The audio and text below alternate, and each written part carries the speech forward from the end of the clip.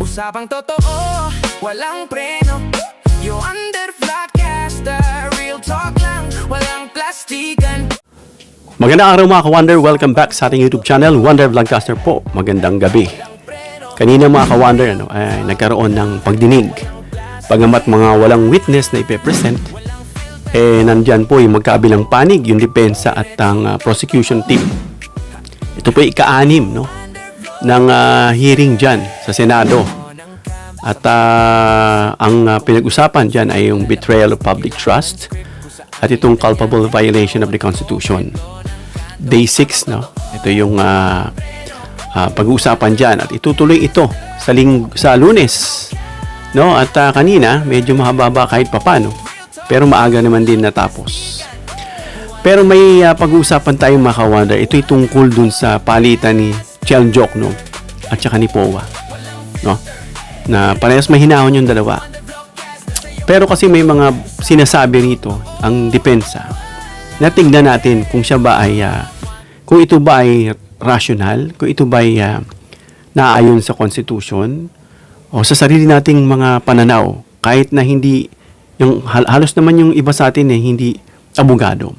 Pero from there mga ka-Wonder, sa ating pong i-discuss malalaman natin kung sino pa yung talagang gustong mag-expose ng katotohanan.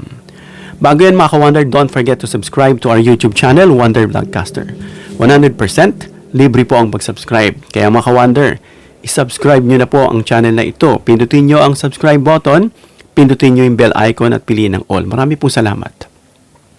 Kanina mga ka-Wonder, between Chel Jokno at Attorney Michael Powa sa side ni Sara Duterte, habang si Chel ay sa prosecution. Nagkaroon dito ng argumento. At napansin natin yung lakas, reasonable, logical at rational na argumento. Pero kanino bang galing yung sinasabi nating rational at logical? Unahin natin si Attorney Jokno, na isang congressman, and I think he is also a practitioner. Kaya among all the congressmen, siya itong tinitignan din nila na makapagbigay ng guidance sa kanila. So, si Jokno, mga ka-Wonder, ini-emphasize niya na ang impeachment, mga ka-Wonder, ay in search of truth. Katotohanan. Ngayon, may mga parameters para mo malalaman ang katotohanan. So, ang position dito ni Attorney Jokno, na ang Senado ay umaakto bilang impeachment court, at dapat magkaroon ng access, should have access to relevant evidence. Dapat may access ang Senado doon sa mga ebidensya, mga ka-Wonder, bago sila makapag-decide dito sa case as senator judges. Di ba? Tama naman Kaya nga pinapatawag, nagkakaroon ng subpoena ad testificandum at saka subpoena duces tecum, yung taong magte-testimony at yung ebidensyang ipipresent bilang ebidensya.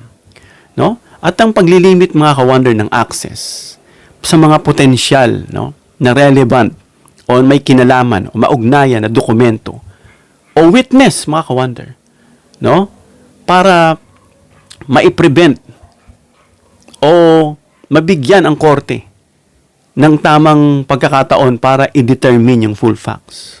Kaya kailangan, mga ka-Wonder, yung witness at evidences documents ay present para ma-establish mo yung truth. Ang prosecution, gusto nilang ma-establish ang truth. Ang depensa, of course, ganun din, defending Sara Duterte. Pero may mga challenges dito kay Powa na napansin natin sa sinasabi niya. Kasi kung manonood lang tayo at hindi natin naintindihan, especially I'm explaining in behalf dun sa mga DDS, kung hindi na naintindihan, kala nila maganda yung sinasabi ni Powa. Pero alam nyo na, after nyan, kagaya nitong impeachment hearing, nakatatapos lang kay Atty. Lotok, kay, ano pangalan ito? Kay Kalilong. Akala nila, naka-establish ang depensa ng malakas. Pero hindi nila alam na kahit krinos-examine nila at kung ano-ano, hindi nila tibag yung mga witnesses ng prosecution. In other words, lamang na lamang ang prosecution sa mga nakaraang pagdinig. Baka hindi nila alam yun. At ganun din bilang challenge dito kay Powa, bagamat hindi pa ito talaga, wala pang nakasalang Kumbaga, nagkakaroon pa sila ng argumento patungkol sa kanilang pagdating dito sa Lunes, pagsalang na ng mga magte-testimony at mga dokumentong ipipresenta. Kasi may mga dokumento dyan, mga ka-wonder, na hinaharangan. Na hindi raw dahil daw ayon daw sa batas, sabi ni Powa, ganito, may exemption daw ang impeachment, pero parang sinasabi niya na hindi. No? Banggitin muna natin itong challenges dito. Pagdating dito sa sinasabi nating in search of truth. May challenge kay Powa. Kasi dito, ang depensa niya, ang argue niya, for limiting, no? Or opposing some request. Nililimitahan niya yung mga request. No? Or ino-oppose niya. No? At yan, mga ka-wonder, ay makakapag-create ng impresyon, no? Na itong depensa ay humihingi sa korte na i-decide yung bagay na itong impeachment na to. Basing ditong mga articles of impeachment ni Sara, na gusto mo mag-decide ang korte na wala muna, una dapat mag-examine sila, no? Sa lahat ng available evidences. Pero ikaw, ang depensa mo, ina-argue mo na ilimit at i-oppose. Sabi nga nila, kung wala kang tinatago, bakit ayaw mo ipakita yung mga ebidensyang nire-require? Di ba? Doon pa lang kahit mga common na tao ay maintindihan at talagang ko-questionin ka. No? Ang judge kasi, mga ka-wonder, no, kagaya nitong senators, mag-a-ask yan ng mga potential relevant evidence. A-ask niya yung mga relevance kasi you want to establish the truth. Without those evidences, via testificandum or ducis tecum, you will not be able to establish the truth. No? Pag hindi mo na i-produce yung mga ebidensya, ang korte mismo, paano nila ma-determine yung weight o yung bigat ng mga pinag-uusapan? O, kagaya nito sa depensa, ayaw inililimit nila, but they are seeking for the truth. Diba? Paano nila madidesisyonan ngayon kung wala silang ebidensya na makikita at pagbabasihan? Hindi ba irrational? Kaya may challenge dito si Powa. Pinapaliwanag ko lang para maintindihan po nitong mga, of course, lalo na ng DDS. Somehow, ma-enlighten sila. At in behalf dun sa hindi na rin nakaintindi sa ating pong mga kaibigan, mga viewers. Pangalawa, si Jokno, mga ka-wonder, nag-rely siya sa broad, sa malawak na discovery ng prinsipyo. No? He relied on a broad discovery principles. Yung lakas ng argumento ni Jokno sa kabila ng kanyang mahinahong boses, gaya nga ng sinasabi natin, hindi yan sa lakas ng boses, hindi yan sa pambabastos o sa lakas ng aura mo, ng angas mo. Hindi. Doon yan sa laman ng argumentong sinasabi mo kung ito po'y naayon sa batas at sumusuporta sa ebidensya. Diba? Sabi ron, yung argumento ni Jokno ay grounded. Saan? Sa principle ng alin? Na ang ebidensya ay dapat generally available. Dapat available ang ebidensya. Bakit? Kasi magtutulong ito na maitaguyod o mapalabas yung katotohanan. No? It may help establish the truth. No? Kung walang ebidensya, ano yan? Diba? Gaya nitong sinasabi na pinipigilan nitong si Powa. Bakit? May tinatago ba talaga kayo? Doon pa lang alam na ng tao No?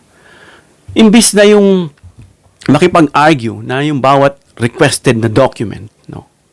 Kung mapapatunayang guilty o hindi, in-argue ni Jokno, no?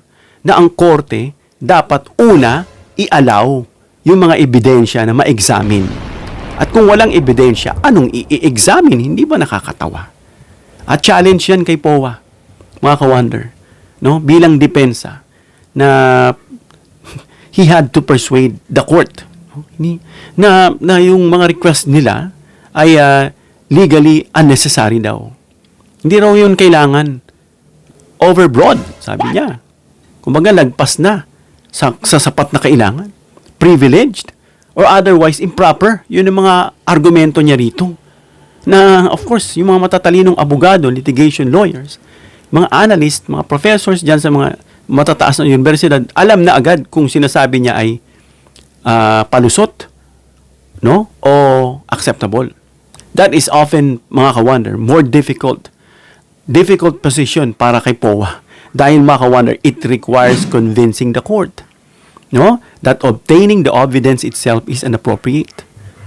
How would you convince the court, no? Na you are limiting or even disallowing the obtaining of documents. because the documents ad testificandum na isa sa pinapasabina ay pinaniniwala ang nakakatulong at sasabihin mong unnecessary. Amla na nga. Doon na nga mismo sa pamamagitan nun para makita itong betrayal public trust, itong culpable violation of the Constitution, yung SALN niya, yung doon pa nga sa grave threats, may nadagdaging. Sarah has 72 firearms and some of those are high-powered, which dictates that Sarah is capable doon sa sinasabing grave threats na hindi niya nga isinama sa kanyang SALN. Di ba? Pangatlo mga ka-wonders na nakikita natin sa husay ni Diokno. No? Diokno kept returning to the court's constitutional role. Kasi bakit? Ang impeachment ay constitutional.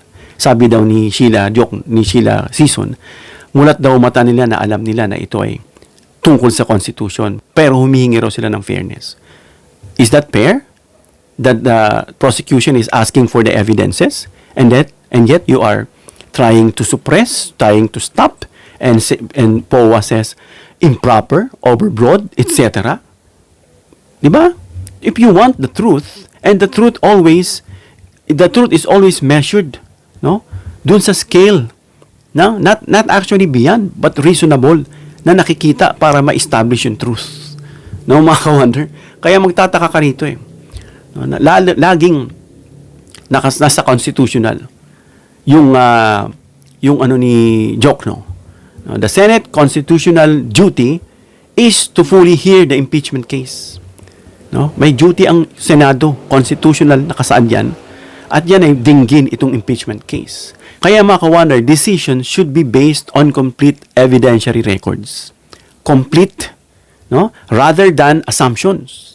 Otherwise, if you don't have documents in front of you, then that's gonna be assumptions. Wala kayong referral eh.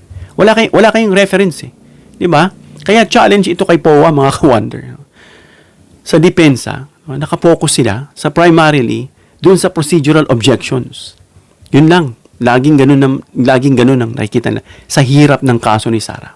Of course, yung observers dito makakaramdam, kagaya natin yung mga nanonood, no, na yung discussion, kahit yung mga senador, no, ay nagsishift palayo dun sa substantive allegations. Lalayo dahil bakit? Hindi kasi magiging substantial yan eh, kapag wala kang ebidensya sa harap mo. Otherwise, everything will just be allegations. Will just be assumptions. No, hindi ito mga kayo, hindi ibig sabihin mga ka-wonder, no, ng objections ay kulang sa legal merit. No, pero mga ka-wonder, procedurally, nakafocus ito sa argumento, no, na magiging less compelling, no, dito sa audience na nag-expect na yung discussion ay nakabase sa facts. How would it be turned compelling para sa atin kung wala tayong basihan na facts? And the facts ay magre-rely sa ebidensya. Hindi pwedeng kwento-kwentuhan lang kayo dyan, kapaan ng wala kayong pinagbabasihan. Kaya challenge ito kay POA. No? Kaya yan maninawa na kayo itong mga DDS para maintindihan nyo, kala nyo nanalo si POA o malakas. Hindi pwede yung format, tunog kala mo nasa punto. Una, pangapat, yung burden on the defense. May burden sila rito eh. Una, yung observation. Dahil mga ka-wonder, Diokno was not required to prove the entire impeachment case during today's exchange. No? Nasa defense. Sila kasi mga ka-wonder dito yung didepensa sa sarili nila. Kay POA, mga ka-wonder, he mainly needed to justify why the prosecution's request, no, should be granted. Request kasi nila ito eh, na mukhang ayaw hinaharang at ina-argue niya.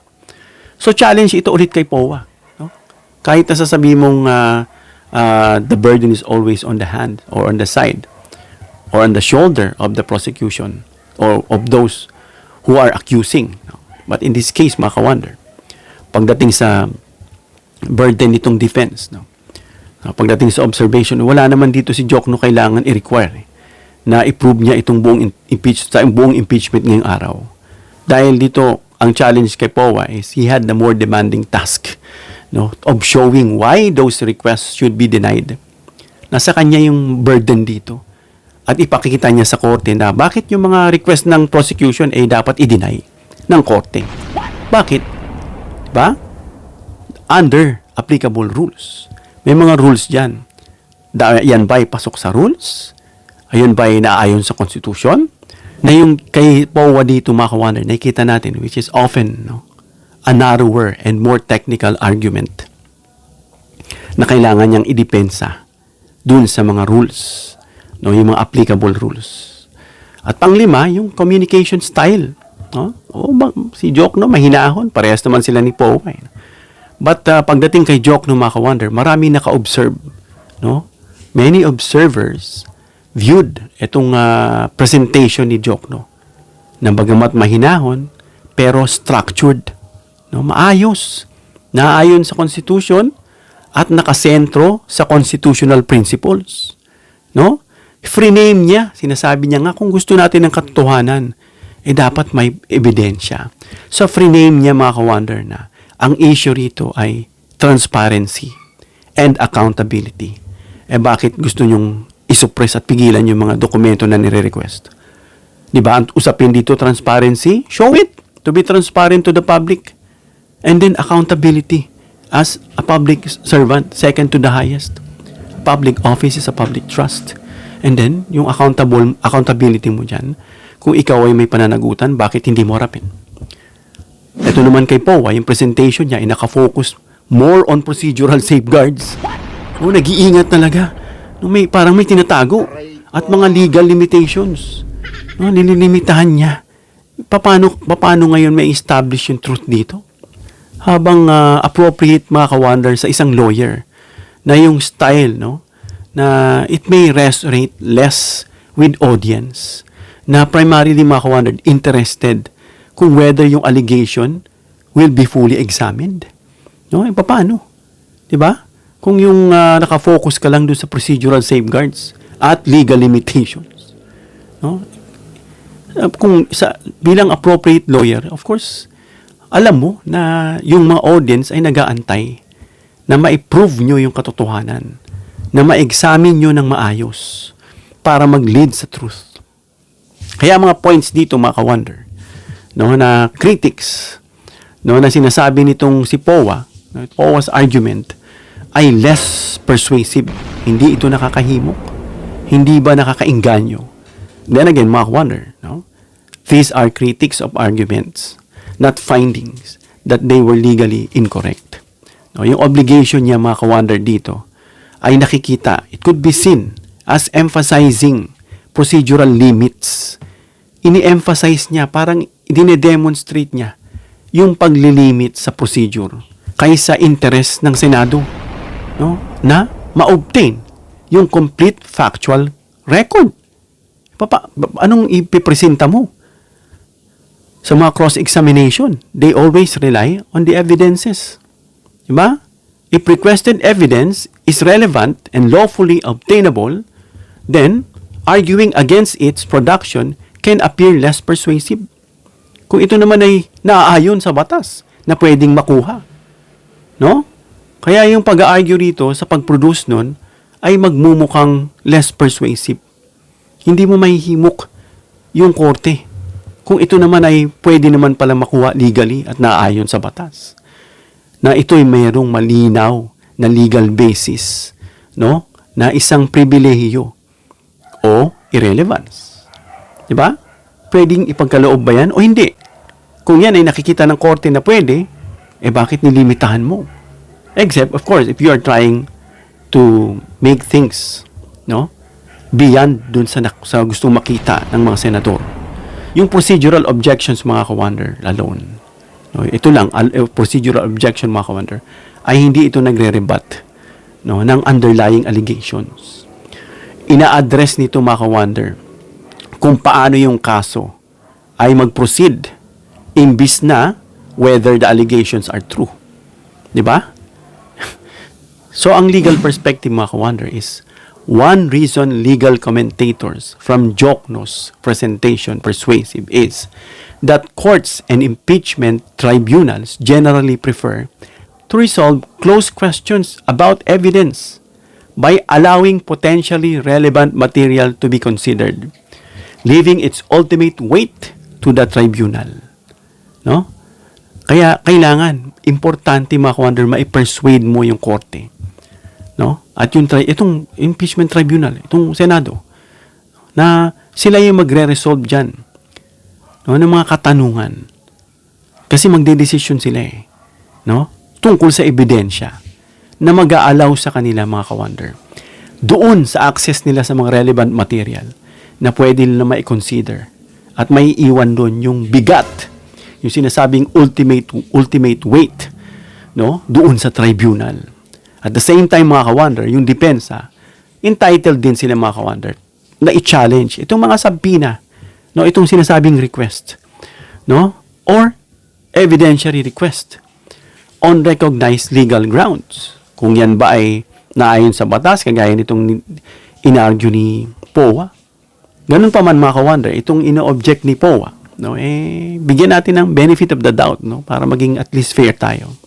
Hindi naman siya automatic mga ka-wonder na tinitignan na parang improper siya na dahil gusto nilang ilimit yung ebidensya. Ang Senado mga ka-wonder pa rin, they will ultimately decide, no? Kasama dyan yung paglilimit nila POA. Bakit? No? They will decide ultimately na kung kaninong argumento ang more persuasive o nakakapaniwala o nakakainganyo sa kanila sa ilalim ng impeachment rules. Kung tinignan sa impeachment rules, yung sinabi ni POA at sinabi ni Jokno, kung sino yung nakakasatisfy, yun ang magbibigay sa kanila ng tamang desisyon. Kaya yung argument dyan mga ka-wonder, dapat unawain natin ang gusto dito sa mga kapatid nating DDS. Nawa, naintindihan nyo. No? Para education sa atin, ma-enlighten tayo at mamulat. Para malaman natin kasi we are all aspiring, no? Dun sa truth. And the truth will always set us free. Kaya kailangan may ebidensya. Hanggang dito na tayo mga ka-wonder. Comment down below your opinion para mabasa at mareaksyonan. Please give me a thumbs up if you like this video para ma-share ni YouTube sa iba pang viewers, and please share this video kung kanino between Attorney Chel Jokno and Attorney Michael POA ang may bigat na argumento patungkol dito sa mga ebidensya. Please subscribe, hit the notification bell icon and choose all bilang suporta sa aming mga content creators. Hanggang sa muli mga ka-wonder. God bless.